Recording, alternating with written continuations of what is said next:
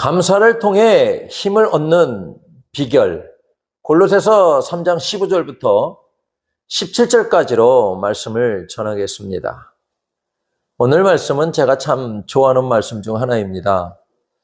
무엇을 하든지 말에나 일에나 다 주 예수의 이름으로 하고 그를 힘입어 하나님 아버지께 감사하는 말씀을 항상 저의 삶에 적용하며 살려고 노력합니다. 말씀을 통해 감사하면 진짜 우리의 삶의 질이 바뀌어질 수 있을까요? 힘이 없고 능력도 없고 아무것도 없는데 무작정 감사만 한다고 잃어버린 것을 되찾고 어떤 능력을 발휘할 수 있을까요? 우리가 감사를 하게 되면 우리에게 복이 온다는 말을 너무 많이 하고 수없이 듣기도 하였습니다. 그런데 여러분은 감사를 하시니 복이 이렇게 오던가요? 감사하는 사람의 얼굴 미소는 항상 밝고 누가 봐도 좋습니다. 감사를 하게 되면 내 인생의 모든 길이 열린다. 막힌 길도 그냥 뛰어넘는다. 늘 감사하며 살아라. 이런 마음으로 감사를 하면 좋은데 참 그 감사가 잘 안 됩니다. 내가 전혀 이해할 수 없는 놀라운 일들을 경험하는 분들도 많이 있습니다. 그런데 그분들조차 그 감사를 하기가 매우 어렵습니다. 우리가 감사할 마음이 없어서가 아니라 마음은 많은데 힘이 빠져서 그렇습니다. 감사를 통해 우리가 얻어지는 것이 참 많은데 그 감사가 좀처럼 잘 안 됩니다. 힘을 잃어서 그렇습니다.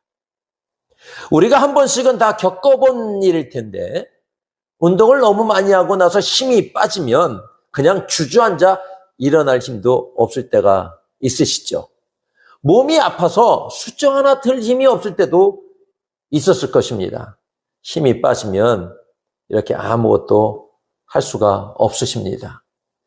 나의 힘이 되신 여호와여 내가 주님을 사랑합니다라는 말씀처럼 우리가 힘이 빠진 이유는 하나님을 사랑하는 고백이 작거나 아예 없어서 그렇습니다. 하나님께서 우리에게 주신 은혜는 너무나도 많은데 고작 감사헌금 한번 드린 것으로 다 했다고 생각할 수도 있습니다.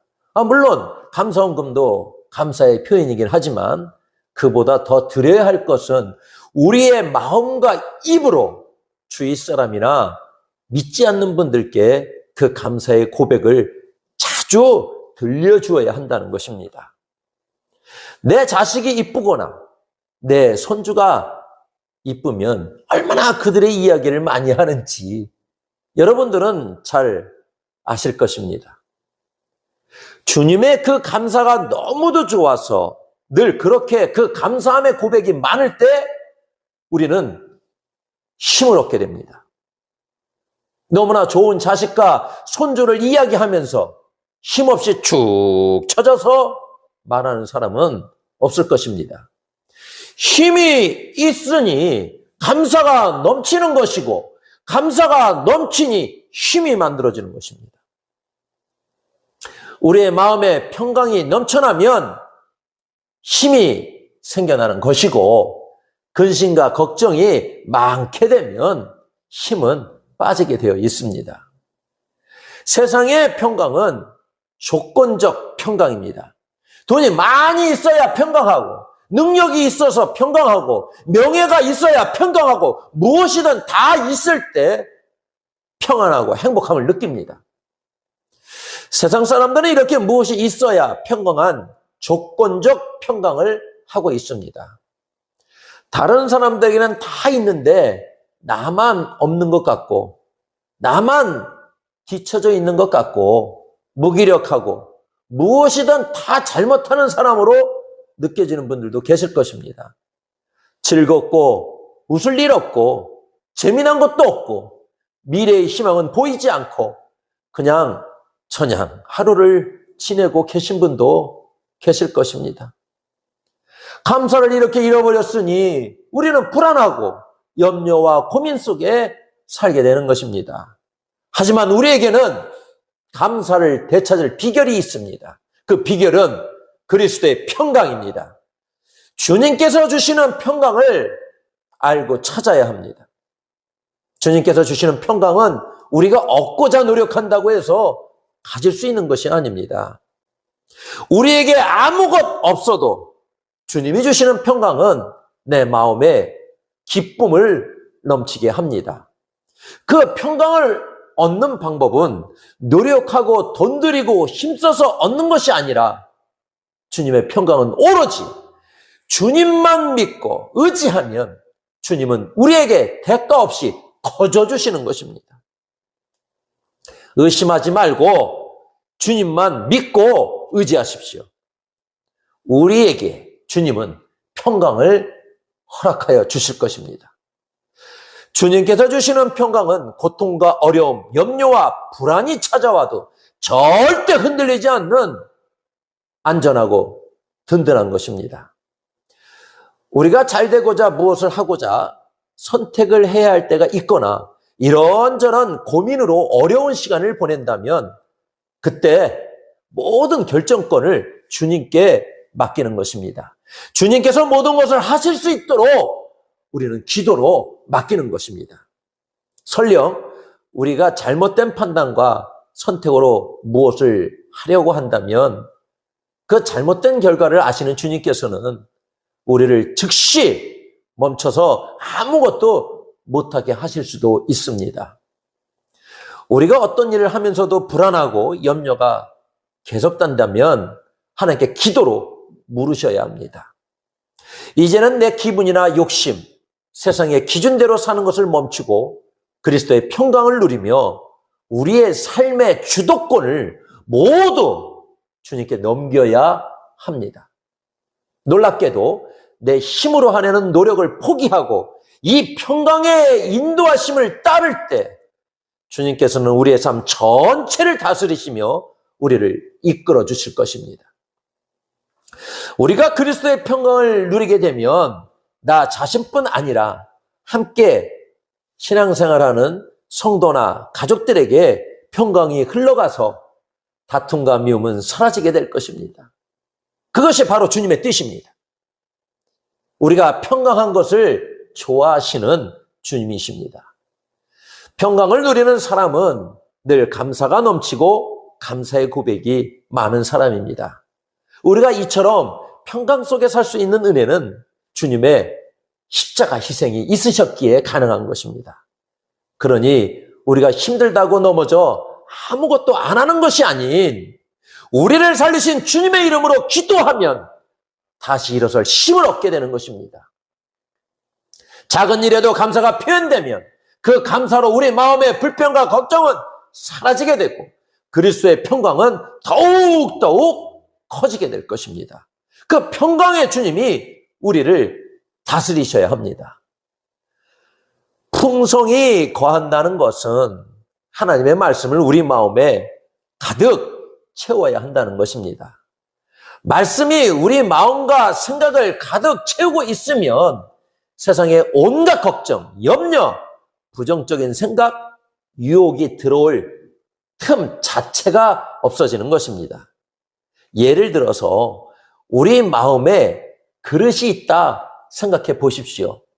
그 그릇에는 무엇인가 가득 담겨져 있다면 다른 무엇이든 담을 수 없게 될 것입니다. 그 그릇에 무엇인가 부족한 것이 있다면 그 부족한 공간에 무엇이든 채우려 할 것입니다. 우리의 마음 그릇에 불평과 감사가 있다면 때에 따라서 불평도 하게 되고 감사도 하게 될 것입니다. 그렇지만 그 마음의 그릇에 감사가 가득 차 있다고 하면 다른 무엇이든 담을 수 없다는 것입니다. 감사가 마음 그릇에 넘쳐 흐르는데 불평을 우리 마음 그릇에 어찌 담을 수 있겠습니까? 감사가 부족해서 또 그 그릇이 비워지면 그때 그 빈 공간에 불평은 찾아와서 담을 수 있지만 우리가 계속해서 가난해도 무엇이 없거나 잘 안 되는 환경이라도 감사의 마음그릇에 가득가득 채우고 있으면 그 어떤 것도 채울 수 없게 될 것입니다. 모든 근심과 걱정을 다 덜어내고 감사로 넘치게 가득가득 담아야 할 것입니다. 감사가 넘친다는 것은 세상에 그 무엇과도 바꾸지 않는다는 마음의 기쁨이 있는 것입니다. 그 기쁨으로 감사 기도를 주님께 드리면 주님은 이런 말할 수 없는 더 많은 감사의 환경을 우리에게 만들어주시는 것입니다. 우리가 어두운 방에 이렇게 들어가게 되면 불을 켜죠. 불을 켜면 어둠은 순식간에 다 사라지고 그 어디에도 어둠이 없어지는 것처럼 우리의 모든 근심, 걱정, 불안, 초조에 염려된 생각은 감사로 꽉꽉 채워 모든 불평과 어려움의 생각이 다 사라지게 해야 합니다. 감사의 불빛이 환하게 비춰지면 어둠의 근심과 걱정은 다 사라지게 되어 있는 것입니다. 말씀을 가장 중요한 일로 여겨서 읽고 묵상하는 것을 게을리하지 않을 때 말씀은 우리의 삶에 깊이 뿌리내리게 되고 감사의 조건을 만들게 할 것입니다. 세상의 유혹과 고난이 우리를 계속 힘들게 한다 해도 그 말씀에 뿌리내린 그 감사로 우리는 쉽게 넘어지거나 흔들리지 않게 될 것입니다. 감사의 생각이 가득하고 감사의 뿌리로 단단히 서게 되면 그 어떤 비협조의 환경이나 우리를 무너뜨리려는 표현이나 사건들이 우리를 절대 이겨내지 못할 것입니다. 감사의 기도는 걱정과 염려의 모든 것을 사라지게 하고 마음을 든든하게 지켜주는 평강만이 넘쳐나게 될 것입니다. 모든 상황과 어려움 속에 결정과 선택의 순간이 와도 먼저 주님께 감사의 기도를 드리며 지혜를 구하는 것이 주님께서 주시는 평강을 누리는 비결입니다. 힘들어하는 지체가 있다면 우리의 따뜻한 말로 위로해주고 그 사람이 다시 일어설 수 있도록 영적인 힘을 보태주어야 합니다. 교회 공동체가 정말 좋은 것은 서로를 위한 위로와 섬김이 늘 풍성하다는 것입니다. 주님의 평강 속에 드리는 기도는 무엇이 있어서 무엇을 받아서 감사하는 것이 아니라 가장 힘들 때, 가장 못할 때, 어려울 때, 지치고 무너질 때 주님을 의지하는 마음과 기쁨으로 드리는 것입니다. 우리가 주님께 감사의 기도를 드리면 그 감사 기도 한 대로 그대로 이루시게 하실 것입니다. 어렵고 힘든 삶일수록 더 감사의 기도와 감사의 찬양을 드려야 합니다. 찬양을 부르거나 성경을 묵상하며 기도드리게 되면 감사한 마음을 갖게 되고 그 감사함의 기도는 하나님께 영광이 되는 것입니다.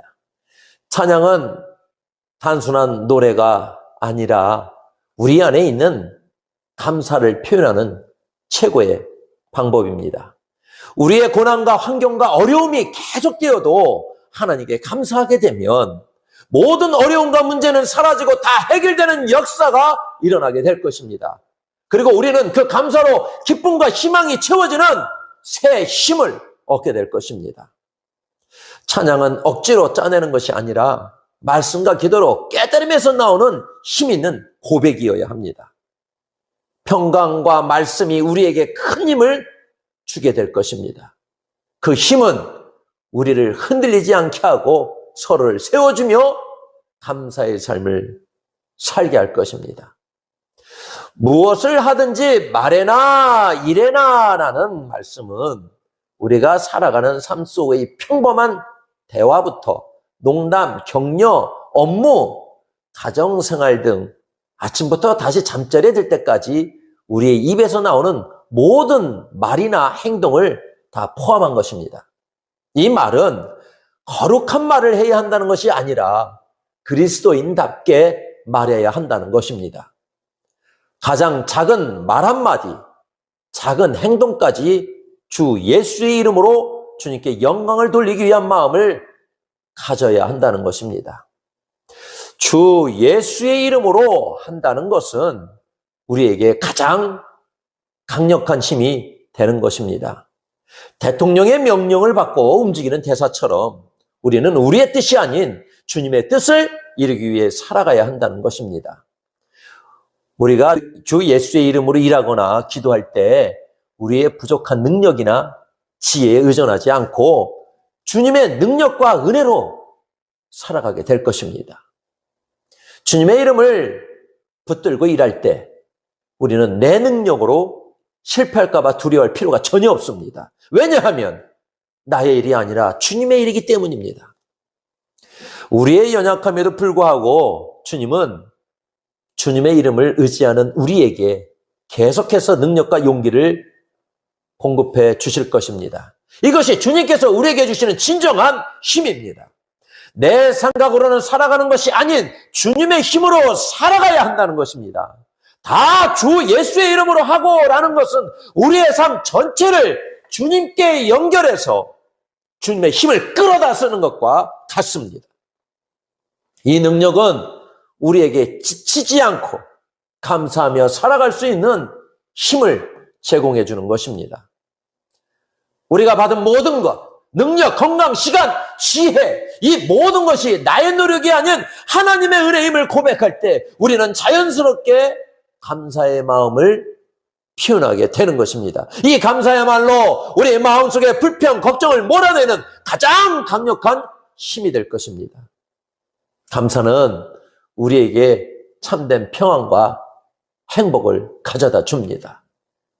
우리의 말과 일이 모두 주님께 영광과 감사로 드려주시기를 바라겠습니다.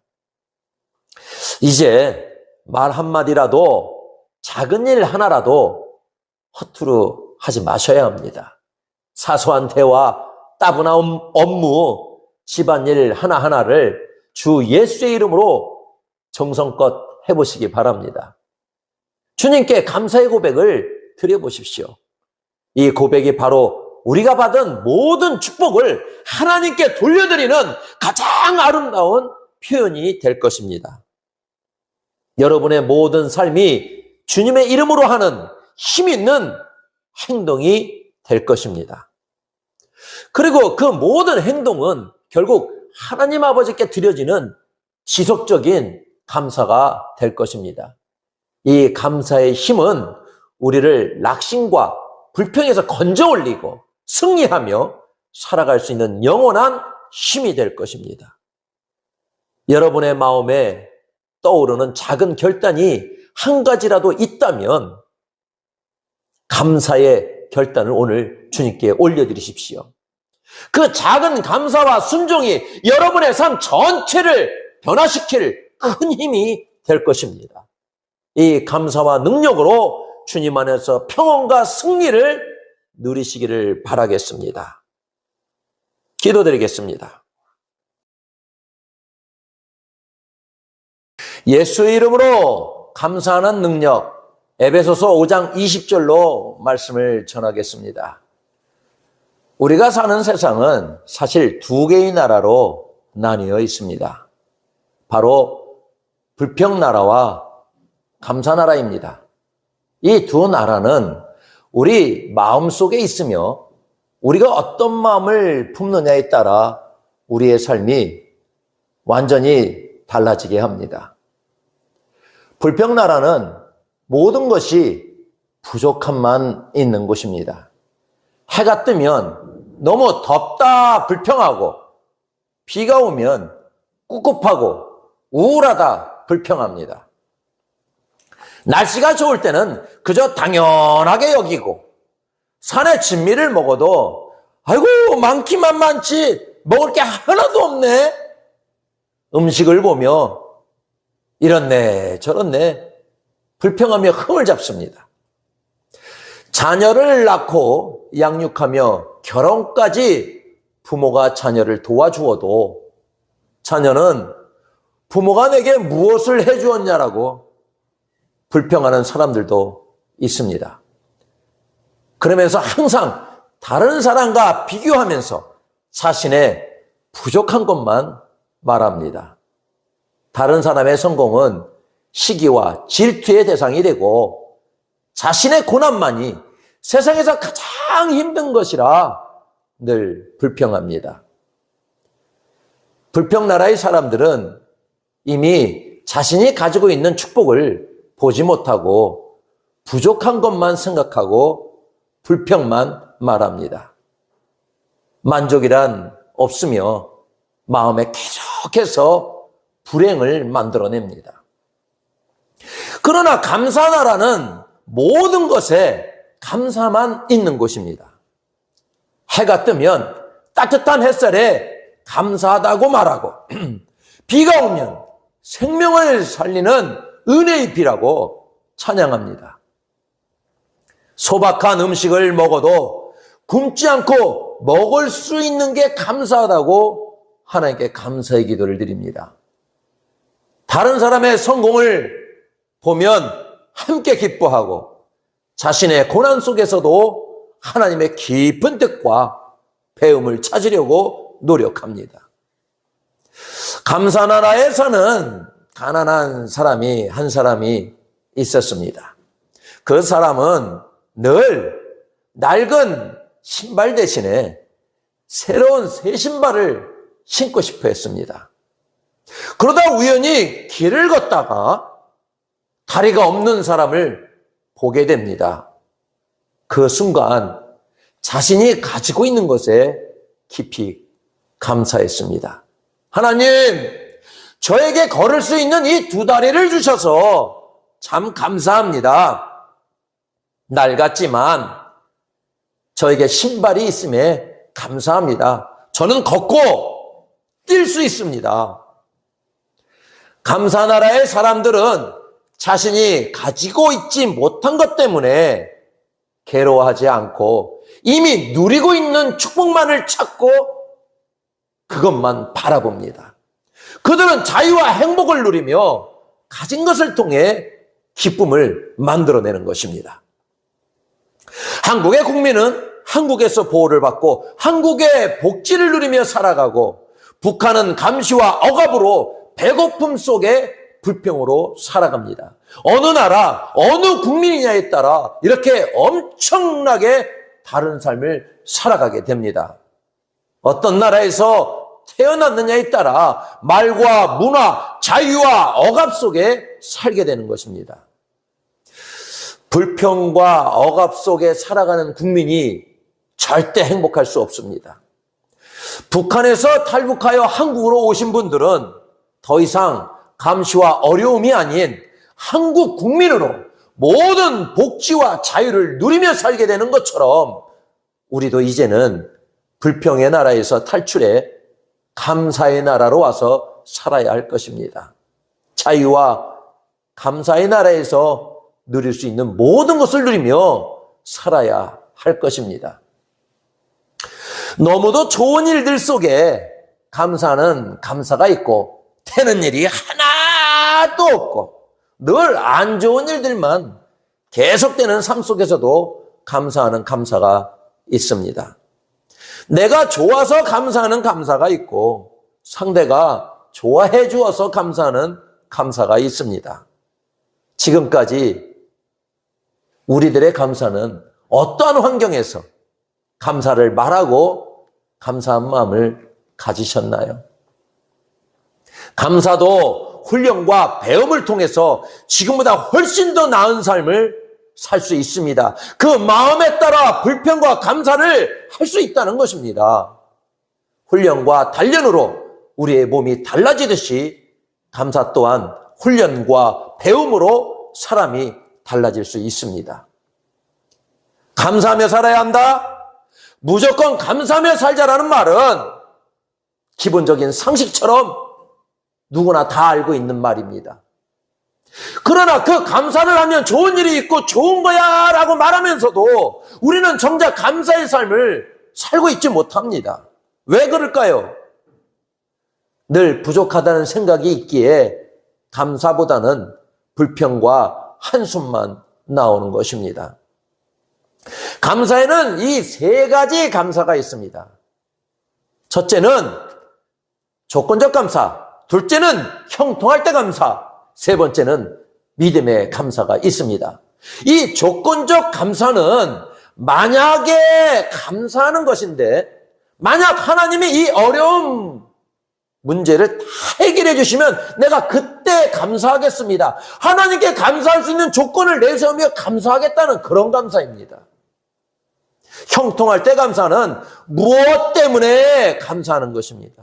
하나님께서 내가 복을 주셨기 때문에 난 감사합니다. 내게 건강을 주셨기 때문에 감사합니다. 이렇게 하나님께서 감사할 수 있는 환경을 주시면 그때 감사한다는 것입니다. 믿음의 감사는 그럼에도 불구하고 감사하는 감사입니다.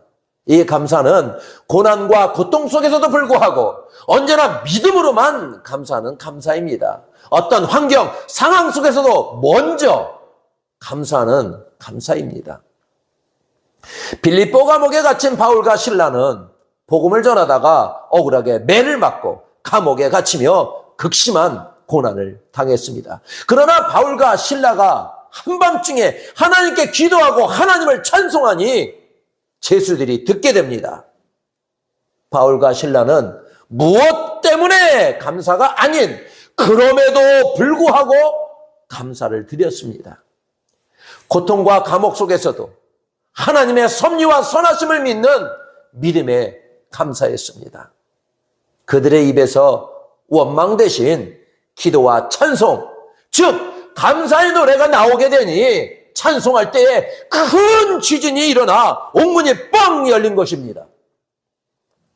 간수는 도망가지 않은 바울과 실라의 모습을 보고 궁금해서 묻게 됩니다. 간수는 그들이 말하는 복음을 듣고 그의 집이 구원을 얻는 역사가 일어난 것입니다. 감사의 찬송은 단순한 노래가 아닌 절망을 이겨내고 영혼의 모든 어려움을 해결해주는 복음의 능력입니다. 우리가 가지고 있는 질병의 감옥, 어려움의 감옥, 갈등의 감옥, 문제라는 감옥에 갇힌 것처럼 그렇게 느낄 때가 참 많이 있습니다. 그렇지만 우리도 바울과 실라처럼 그럼에도 불구하고 하나님께 감사할 수 있어야 합니다. 우리가 고난 중에도 감사하는 이유는 그 고난을 통해 하나님이 더 크고 놀라운 일을 계획하고 계심을 믿기 때문입니다. 이 믿음의 감사를 통해 우리 자신뿐만 아니라 우리 주변에 절망하는 영혼들에게 위로와 희망을 주게 되며 구원을 이루게 하는 축복의 통로가 되어야 할 것입니다. 우리가 내 삶의 주인으로 내 맘대로 살아가는 삶과 예수의 사람으로 살아가는 삶은 엄청나게 다릅니다. 감사를 해도 내 이름이 아닌 예수의 이름으로 하셔야 합니다. 지금 내 삶은 내가 생각하기에는 너무나도 초라하고 부족한 삶이 될 수 있지만 예수의 이름으로 살아가는 삶은 절대 초라하거나 부족하게 느끼지 못하는 것입니다. 부자로 살아가는 삶과 잘 살아가는 삶은 다릅니다. 부자로 살 수는 있지만 마음에 평안이 없고 이해와 용서가 없다면 그 얼마나 힘들고 어렵겠습니까? 누가 자신의 것을 빼앗는다는 불안에서 살게 되면 자식이라도 부모라도 원수가 되는 세상입니다. 그러나 가난하게 살아도 주님 안에서 믿음을 가지고 살아가면 서로를 위로하게 되고 서로 응원하고 이해와 사랑으로 살게 되는 것입니다. 그 어떤 오해가 있다 해도 기도하면서 서로를 존중하며 귀히 여기게 되는 것입니다. 오해는 이해로 바꿔버리고 서로를 존중하게 하고 행복한 삶을 살게 하는 것입니다. 우리의 이름은 보잘것없는 이름이지만 우리의 이름 앞에 예수님의 이름이 더해지면 참 멋진 이름과 삶이 됩니다. 누구의 사람, 예수의 사람 누구 그 얼마나 멋집니까? 누구의 사람으로 산다는 것과 누구와 함께 살아간다는 것은 참으로 큰 축복입니다. 예수의 사람으로 살아간다는 것은 단순히 우리가 교회에 오고 가고 다니는 것을 넘어서 우리의 존재 그 자체가 예수 그리스도께 속해 있다는 것을 의미합니다. 이제 더 이상 세상의 가치관이나 우리의 예습관에 속한 사람이 아니라는 것입니다. 우리의 주인은 오직 예수 그리스도이시며 우리의 소망은 저 하늘에 있는 것입니다. 예수의 사람으로 선다는 것은 예수님의 성품과 삶의 방식을 따르겠다는 것입니다. 우리의 생각과 말과 행동이 내가 원하는 것이 아니라 예수님이 원하시는 것에 따라 그렇게 변화될 때 우리는 비로소 세상 속에서 예수님의 모습을 드러내는 진정한 그리스도인으로 살게 되는 것입니다. 예수의 사람으로서 우리가 취해야 할 가장 아름답고 능력 있는 삶의 방식은 바로 예수의 이름으로 감사하는 것입니다. 우리의 감사는 세상 사람들이 잘 풀려서 그렇게 드리는 조건적 감사가 아니라 오직 주님의 은혜로 드려지는 감사이어야 합니다. 우리가 어떤 형편에 있든지 감사할 수 있는 이유는 예수님께서 우리를 위해 헌신과 죽음으로 구원을 이루셨기 때문입니다. 이 은혜가 우리의 생활 속에 늘 감사하는 끊임없는 힘이 되어야 할 것입니다. 에베소서 5장 20절에 범사에 우리 주 예수 그리스도의 이름으로 항상 아버지 하나님께 감사하며라고 권면하고 있습니다. 예수 이름으로 산다는 것, 예수의 이름으로 감사한다는 것은 말로만 예수의 이름으로 말하는 것이 아닌 오직 예수님의 권위를 믿고 의지하는 것입니다. 우리 기도가 응답받는 근거는 우리의 간절함이 아니라 예수 그리스도의 이름에 담긴 권세와 능력입니다. 모든 기도를 하고 나서 누구의 이름으로 기도하느냐가 매우 중요하듯이 감사를 해도 누구의 이름으로 감사하는 것에 큰 차이가 있습니다. 예수님의 이름으로 감사한다는 것은 그 감사의 시작과 이유가 모두 예수님으로 인해 감사하다 고백하는 것입니다. 죄인으로서의 감사는 예수님의 이름이 감사가 더해질 때 하나님과 연결이 되는 것입니다. 전달되지 않는 감사의 표현은 상대가 절대 알 수 없습니다. 직접 전달할 수 없는 상황에서 감사를 전달할 수 있는 방법은 누군가를 통해 전해주는 것입니다.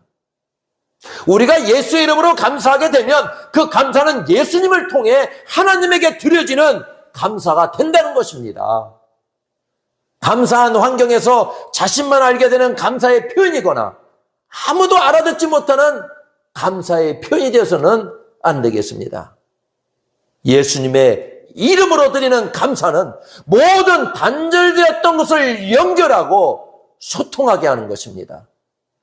고난과 어려움 속에서도 우리가 예수의 이름으로 감사할 때 우리는 고난 뒤에 숨겨진 그 하나님의 선한 목적을 알게 되는 것입니다. 그 과정을 통해서 예수님을 더욱더 닮아갈 것을 우리가 믿음으로 하나님께 고백하는 것입니다.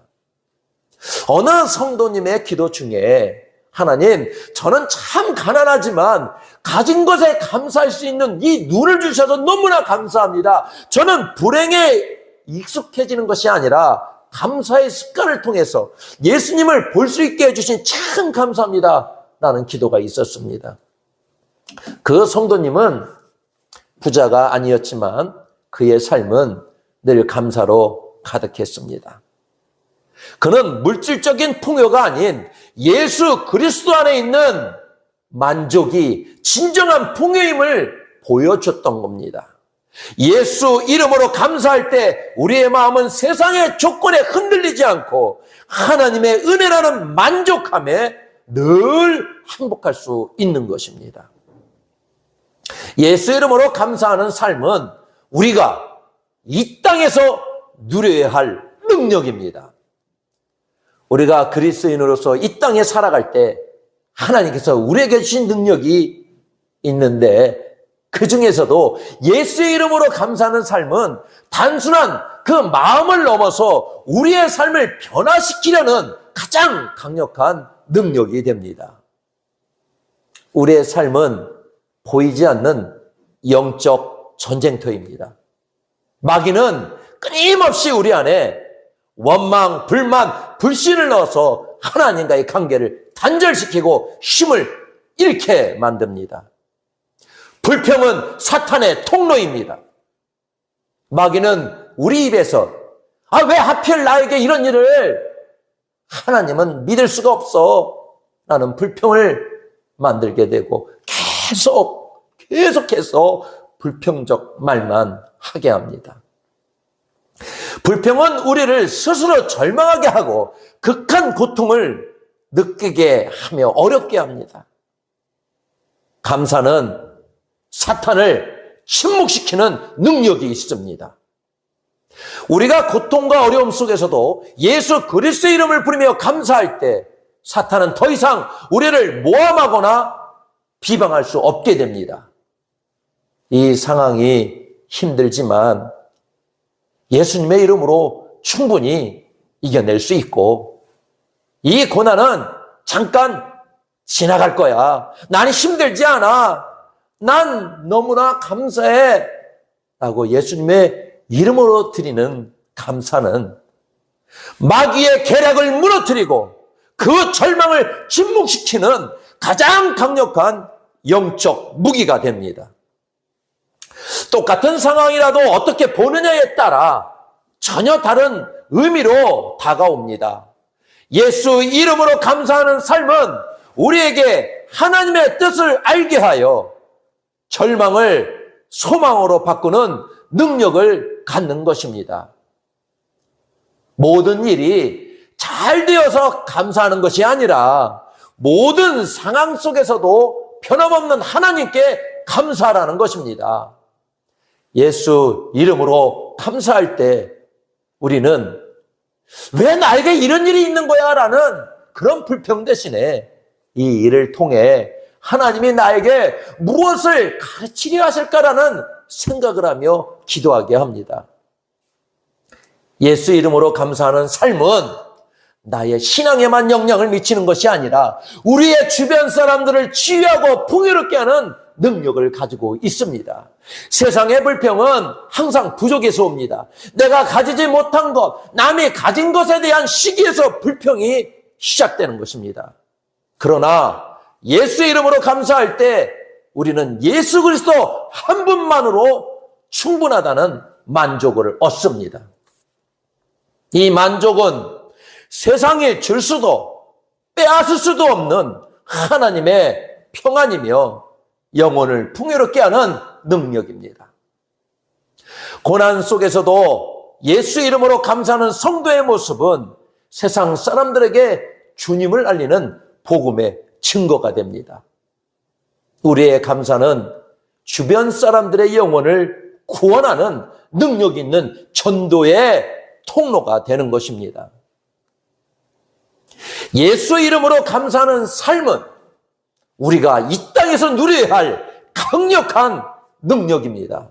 이 능력은 우리의 상황을 바꾸지 못하더라도 상황을 대하는 우리의 자신을 변화시키며 그 변화를 통해 환경까지도 주님의 뜻대로 만들어 주시는 것입니다.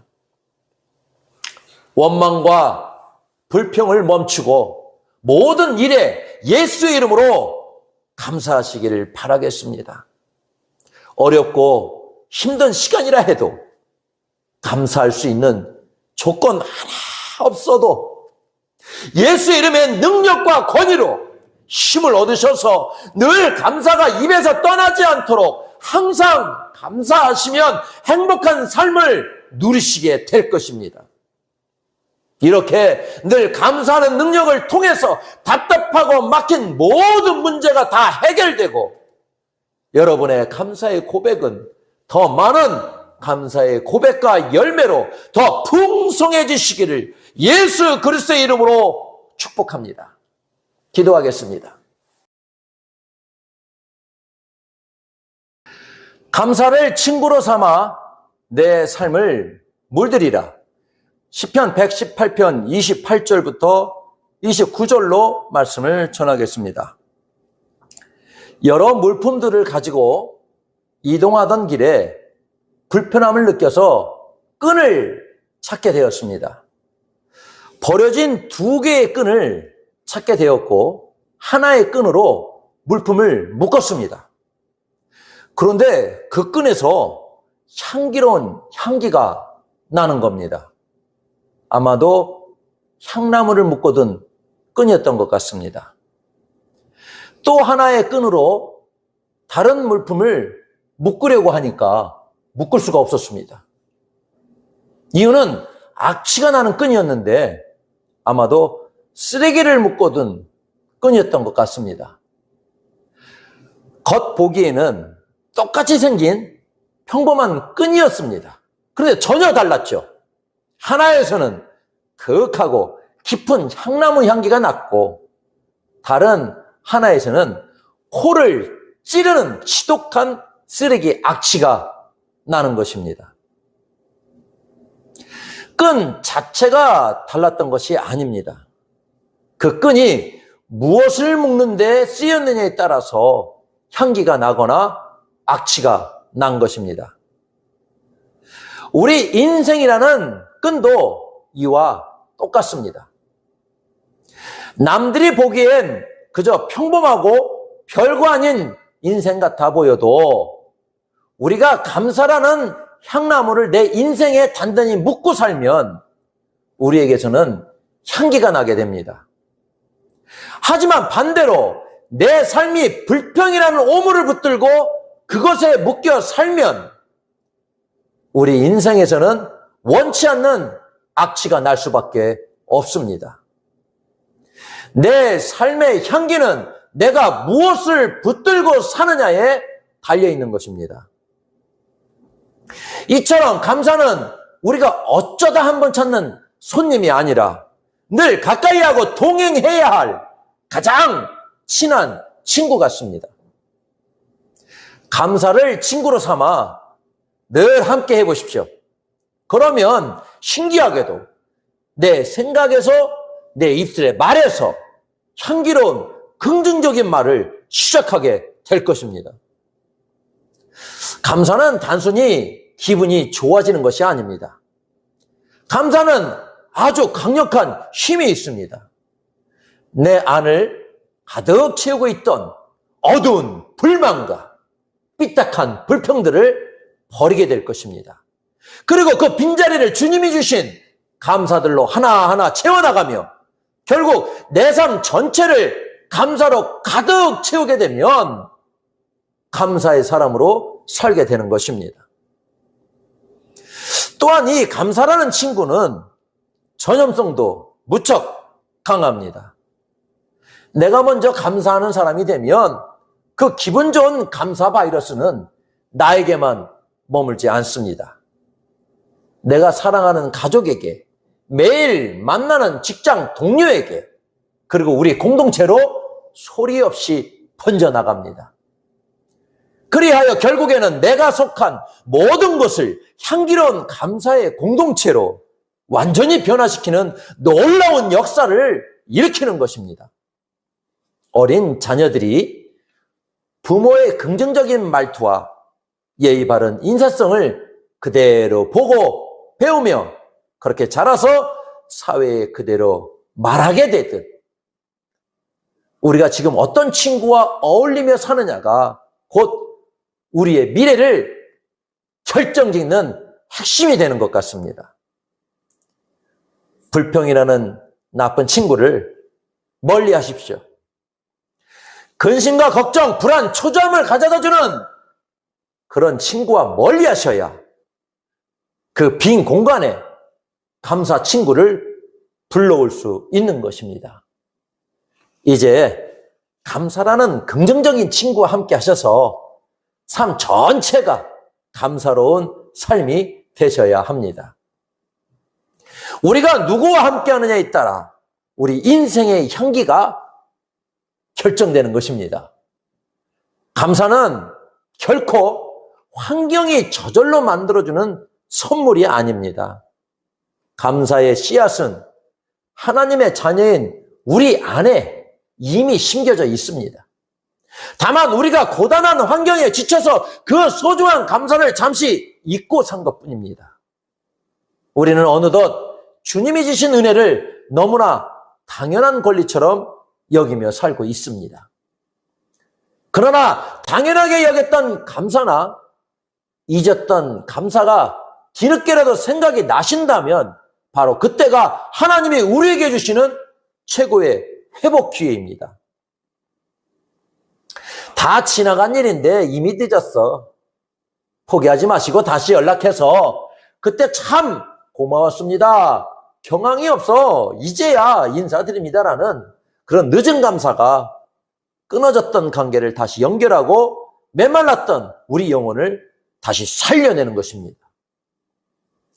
성경에 고침을 받은 10명의 나병 환자들은 모두 똑같은 기적을 체험했지만 오직 한 사람만이 길을 가다가 돌이켜서 주님께 달려와 감사를 드렸습니다. 주님은 그 늦게라도 돌이켜 드린 감사를 보시고 그의 육체적 고침을 넘어서 영혼의 구원이라는 큰 선물을 주신 겁니다. 우리도 마찬가지입니다.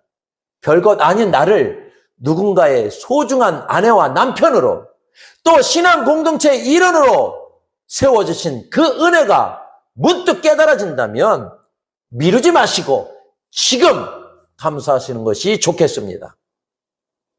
뒤늦게라도 돌아와서 감사드린 그 한 사람처럼 우리도 지난 세월과 시간 속에 너무도 고마웠던 일들이나 사람이 있다면 늦은 표현이지만 돌이켜서 감사하셔야 할 것입니다. 지나간 시간들이지만 지금 당장 생각나는 감사의 대상이 있다면 그 대상이 사업장의 사장님이나 거래처의 사장님 혹은 직장 동료, 우리의 이웃, 친척, 가족이라면 주저하지 말고 문자 한 통이나 전화로 감사의 표현을 하시기 바라겠습니다. 지나간 시간들 참 고마웠습니다. 미안했습니다. 함께 해주어 고맙습니다라는 감사의 표현은 서로의 관계를 든든하게 할 것입니다. 잊었던 감사를 기도하며 표현하게 되면 하나님의 능력과 사랑이 우리에게 나타나게 될 것입니다. 주님께도 온 마음을 다해 그동안 잊고 지냈던 감사를 기도로 올려드리는 것입니다. 좋은 마음이나 감사의 마음은 바로바로 하는 것이 좋겠습니다. 시간이 지나면 지날수록 표현은 자꾸 마음에서 멀어지게 되어 나중에는 내 마음속으로만 남겨지고 상대에게는 전달할 수 없게 될 수 있습니다. 비록 몸이 아프고 형편이 넉넉하지 못해도 우리는 늘 감사하셔야 합니다. 내가 오늘 죽음의 자리가 아닌 생명의 자리에 있음을 감사하셔야 한다는 것입니다. 병원이나 요양원에서 치료를 받고 계신다 해도 감사하셔야 합니다. 불평이 시작되면 그 불평의 마귀는 계속해서 우리를 무기력하게 하고 힘들게 합니다. 그러다 마침내 모든 것을 포기하게 하거나 아무것도 할 수 없는 사람으로 우리를 그렇게 만들어가는 것입니다. 마귀는 계속해서 우리에게 불평을 주려 할 것입니다. 그러나 우리가 감사를 하는 순간 불평은 물러가고 마귀도 물러가고 감사의 주님께서 우리 마음에 오셔서 이해와 사랑으로 모든 이들을 사랑하게 하십니다.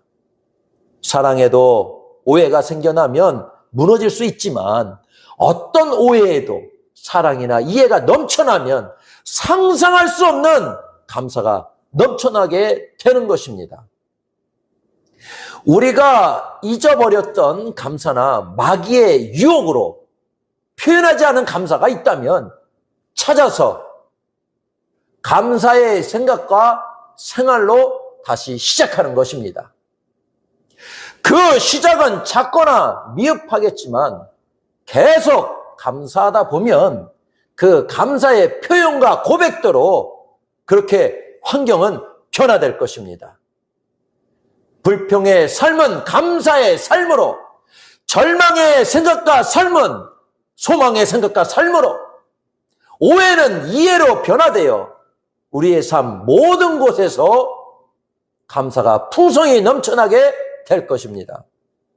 세상은 끊임없이 우리에게 두려운 환경을 보여주며 너는 절대 불가능해 속삭이며 계속해서 유혹할 것입니다. 귀찮은 생각으로 모든 게 귀찮고 짜증나게 하면서 해야 한다는 생각만 머릿속에서 하지 행동은 귀찮고 어렵다 여기며 아무것도 안 하게 합니다.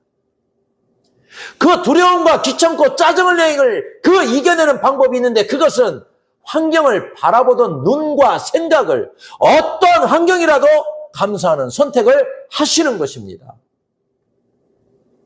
우리의 삶 속에는 항상 선택의 시간들이 주어집니다.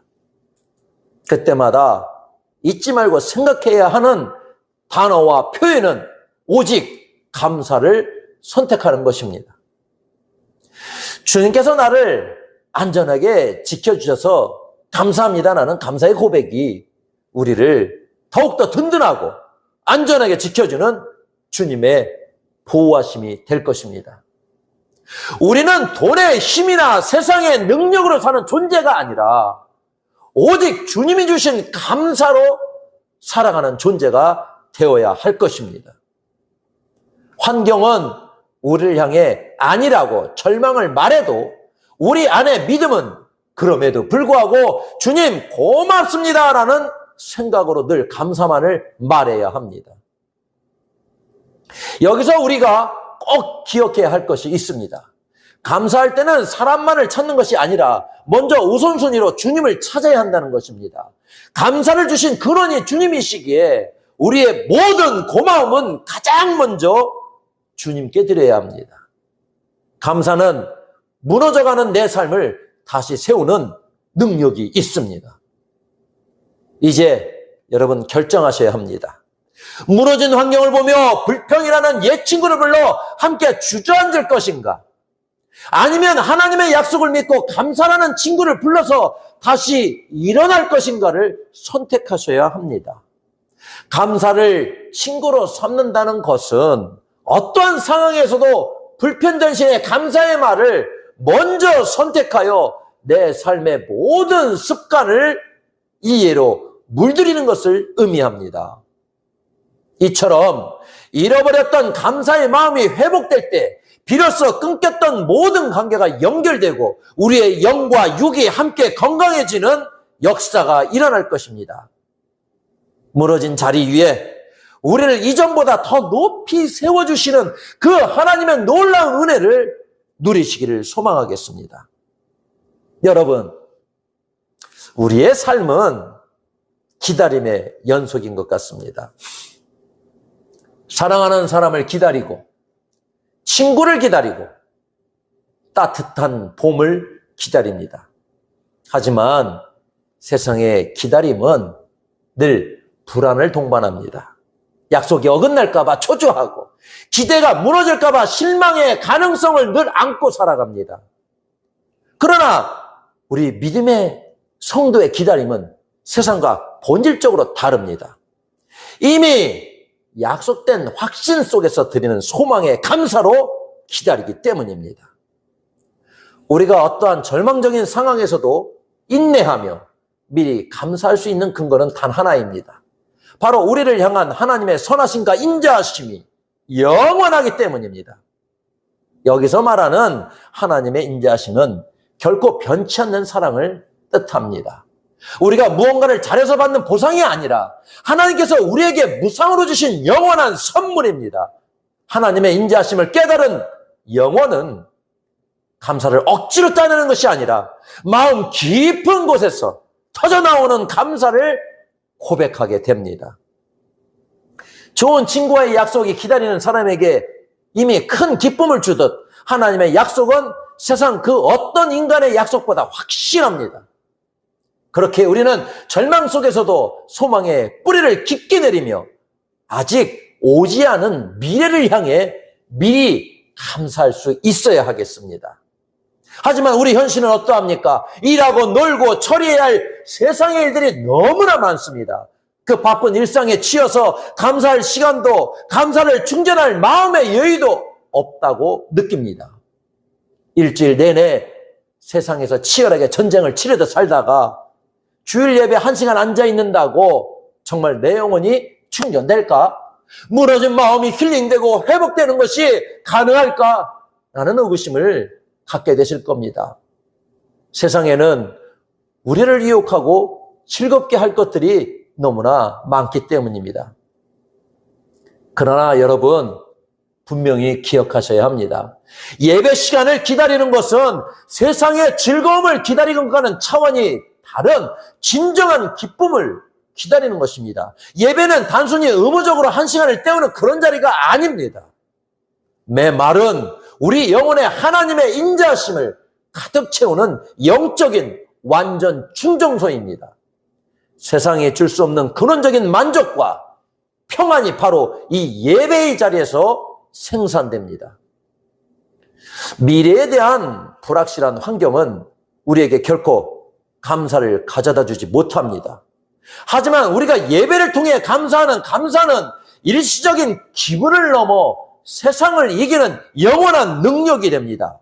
예배를 기다리는 그 사모하는 마음 자체가 이미 우리의 삶에 감사의 조건을 만들고 기쁨을 만들어내는 것입니다.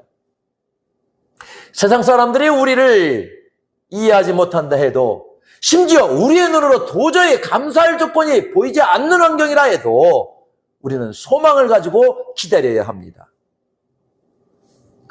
지금 당장 고난의 자리에 있다 할지라도 그것을 소망을 위한 하나님의 훈련 과정으로 여기며 입술의 불평을 멈춰야 할 것입니다. 주님이 주시는 확신 안에서 소망을 먼저 고백할 때 감사는 그 믿음의 고백 위에 단단히 서게 되는 것입니다. 감사는 무너져간 내 삶에 나를 이전보다 더 굳건하고 높게 세우는 강력한 힘입니다. 눈앞의 당장 큰 문제보다 하나님의 영광을 먼저 바라보며 감사를 선택하셔야 합니다. 감사라는 친구와 함께 하게 되면 여러분의 삶은 기쁨으로 가득 채워지고 여러분의 인생은 그리스도의 진한 향기로 아름답게 물들게 될 것입니다. 지금 여러분의 삶은 무너져 있습니까? 혹은 간절한 소망 중에 눈물로 기다리고 계십니까? 그렇다면 지금 감사라는 친구를 부르십시오. 그 친구가 여러분의 입술을 물들이고 여러분의 생각을 물들이며 마침내 여러분을 에워싼 무너진 환경까지 새롭게 물들일 것입니다. 감사 속에 우리가 있고 감사로 우리는 살아갑니다. 이 영광스러운 소망의 감사가 여러분의 삶에 충만하시기를 주님의 이름으로 간절히 축원합니다. 기도하겠습니다. 감사의 기억과 선포, 시편 103편 1절부터 5절까지의 말씀을 전합니다. 감사 시리즈 마지막입니다. 우리 삶을 송두리째 흔들어 놓는 아주 무서운 질병에 관해 이야기를 해보려 합니다. 우리가 나이가 들면서 가장 무서워하는 병이 무엇일까요? 보건복지부의 조사에 따르면 놀랍게도 죽음에 이르는 병, 암보다 나를 잊어버리는 병, 치매를 어르신들은 훨씬 더 두려워한다고 조사되었습니다. 왜 그럴까요? 그건 치매가 나라는 사람의 인생을 통째로 지워버리기 때문입니다. 내가 누구인지 잊어버리고 평생 사랑해온 자식의 얼굴을 몰라보고 내가 쌓아온 인격이 무너지는 그 모습이 너무나 가슴 아프기 때문입니다. 치매는 결국 관계를 끊어버리는 병입니다. 치매는 기억을 전혀 못하게 합니다. 나 자신도 누구인지 모르지만 가족도 동료도 아무것도 기억을 못해서 그 한 사람의 평가가 완전히 달라지는 힘든 병입니다. 암은 1년을 살지 얼마나 살지 모릅니다. 치매는 10년, 15년 더 많은 생명의 시간도 기대할 수 있습니다. 15년을 더 살 수 있지만 당장 죽을 수 있는 암보다 더 두려운 병이라 해서 차라리 암이 걸리는 것이 더 낫다 생각하십니다. 이처럼 기억을 잊어버리면 모든 것을 다 잃게 되는 것입니다. 그런데 여러분, 우리 영혼에도 무서운 병이 찾아올 때가 있습니다. 바로 하나님의 은혜와 감사를 까맣게 잊어버리는 영적 치매입니다. 영적인 치매가 걸려서 하나님이 주신 은혜와 감사를 새카맣게 잊고 그것을 전혀 기억 못하는 것입니다. 육신의 치매가 가족을 못 알아보는 것이라고 한다면 영적 치매는 나를 만드시고 지금까지 인도하신 하나님 아버지를 못 알아보게 만듭니다. 하나님께서 오늘까지 나를 어떻게 이끄시고 지켜주셨는데 우린 벌써 다 잊어버렸습니다. 하나님의 은혜와 감사로 살아온 것을 기억 못하면 우린 영적인 치매가 걸린 것입니다. 내가 누구인지, 내가 어떤 사명이 있는지, 어떻게 사역을 감당하며 어떻게 신앙생활을 해야 하는지 우린 다 잊어버리고 그냥 형식적으로 예배드리고 교회에 왔다 갔다 하는 교회에 다니는 사람이 되는 것입니다. 하나님의 은혜와 감사를 기억합시다. 그리고 늘 감사하는 삶을 살아가야 합니다. 영적 치매는 감사의 기억과 선포로 충분히 예방하고 치료할 수 있습니다. 하지만 우리가 그 은혜를 기억하지 못하고 감사를 잊어버린다면 우리 영혼은 마치 산소 공급이 끊긴 사람처럼 서서히 죽어가는 증상을 보일 수도 있습니다. 이스라엘 백성들이 홍해를 건널 때 얼마나 대단했습니까? 바다가 갈라지는 그 기적을 눈앞에서 봤습니다. 그런데 딱 사흘이 지나 물이 없으니까 어떻게 합니까? 금세 하나님을 원망하고 모세를 비난합니다. 이게 바로 영적 치매의 증상입니다. 어제의 기적을 오늘의 갈증 때문에 잊어버리는 것입니다.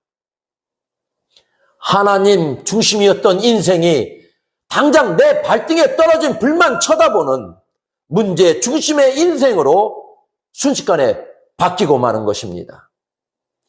여러분, 과거의 기억은 현재의 생각을 만들어냅니다. 과거의 기억을 바탕으로 현재를 판단하게 되죠. 그런데 이 기억에 은혜와 감사는 다 없어지고 상처와 불평만 가득하다면 어떻게 되겠습니까? 우리의 생각은 자연스럽게 병들게 될 것입니다. 과거에 나쁜 기억이 있다면 주 예수의 이름으로 선포해서 다 잊어버려야 합니다. 나쁜 것은 기억에서 버리고 감사한 것은 더욱더 기억하며 감사의 마음을 잊지 말아야 합니다. 그 기억들은 생각에 매우 긍정적으로 적용하여 삶을 만족하게 만들어줄 것입니다. 우리의 마음에는 투사라는 잘못된 거울이 있습니다. 내 얼굴에 검댕이가 묻었는데 거울 속의 상대방을 보고 저 사람 얼굴 저 왜 저래? 하고 손가락질하는 것이지요. 내 마음이 불안과 미움으로 가득 차 있으면 아무 죄 없는 사람을 봐도 저 사람은 나를 싫어할 거야 라고 오해합니다. 마치 경찰이 직업병 때문에 길 가는 사람을 다 잠재적 도덕으로 보는 것과 비슷합니다. 내 마음의 안경이 더러우면 세상이 다 더럽게 보이는 법입니다. 뜨거운 국그릇에 한번 데인 아이는 식은 국그릇만 봐도 놀라서 울음을 터뜨립니다. 예전에 사람에게 한번 크게 데인 분들은 좋은 사람이 내게 다가와도 일단 의심부터 합니다. 저 사람도 나중에 나를 배신하겠지 하고 말이죠. 이게 바로 생각의 틀에 갇힌 상태입니다. 전쟁터의 총소리에 놀랐던 그런 기억 때문에 평화로운 축제의 폭죽 소리에도 가슴을 쓸어내리며 숨어버리는 것입니다. 이런 잘못된 생각의 틀을 깨는 방법은 단 하나뿐입니다. 바로 감사의 기억으로 우리 마음의 안경을 매일매일 닦아내는 것입니다. 감사의 기억은 우리 영혼의 힘과 능력이 됩니다. 현재의 생각에 불평이 있을 때 지난날의 감사를 기억하며 현재의 문제를 이겨내는 것입니다. 하나님이 나를 도우셨던 기억을 생각하여 모든 것을 이해하고 감사하는 것입니다. 그때 그 큰 위기에서도 나를 건져주신 하나님이 지금 이 문제도 해결해 주실 거야 라고 믿는 것입니다. 여러분, 기억이 끊기면 영혼은 산소가 끊긴 사람처럼 서서히 죽어가게 될 것입니다. 우리가 자꾸 세밀한 은혜까지 끄집어내서 기억하고 감사하기 시작하면 우리 마음에는 마귀가 감히 틈타지 못하는 튼튼한 감사의 성벽이 세워집니다. 여기에 똑같은 물이 있습니다. 이 물을, 뱀이 물을 마시게 되면 독을 만들고 소가 물을 마시면 우유가 됩니다. 똑같은 물인데 누가 먹느냐에 따라 독이 되기도 하고 우유가 되기도 합니다. 뱀이 물을 먹으면 독을 만들어내서 해를 끼치는 악이 만들어지고 소가 똑같은 물을 먹어도 우유를 만들어서 유익을 주게 됩니다. 동일한 예배의 시간으로 예배를 드렸는데도 예배의 그 목적에 따라 자신의 목적에 의한 예배가 되고 누구에게는 하나님께 영광을 위한 하나님의 목적에 의한 예배가 된다는 것입니다. 동일한 환경이라 할지라도 누구에게는 감사가 되고 누구에게는 불평과 불만이 되는 것입니다. 예배를 중요시 여기고 모든 일에 예배로 시작되는 감사의 생활은 현재뿐 아니라 미래에까지 영향을 주어서 모두를 유익하게 할 것입니다. 올바른 목자는 삶을 하나님과 성도를 위해 사용하지만 잘못된 목자는 목자 자신만을 생각하며 자신의 명예만 생각합니다. 동일한 12시간, 24시간을 살았어도 하나님과 그 감사를 기억하며 감사의 기도를 드리는 사람이 있고 삶 전체가 힘들고 어렵다며 불평과 불만으로 살아가는 사람이 있습니다. 누가 어떻게 사용하느냐에 따라 그 결과가 엄청나게 다른 것처럼 하나님께서 우리에게 주신 은혜와 감사를 기억하여 늘 감사하는 삶으로 살게 되면 우리가 생각하는 그 이상의 축복된 환경이 우리를 기다릴 것입니다. 지금까지 지내온 시간들 속에 하나님께서 우리에게 주신 은혜와 감사를 기억해서 하나님께 영광이 되는 삶을 살아야 하고 불평과 불만은 감사의 기억으로 다 버려야 할 것입니다. 자신이 어떻게 살아왔는지 그 은혜가 하나님으로부터 왔다 기억해서 감사하는 그 감사는 더 많은 감사의 환경을 만들어 줄 것입니다. 건강한 영적 생활은 하나님의 은혜와 감사를 기억하여 하나님께 영광이 되는 것입니다. 이제 과거의 아픔이 만든 지침과 포기로 세상은 원래 힘든 곳이야. 난 늘 운이 없어. 라는 부정적 생각 대신 하나님이 나를 사랑하신다.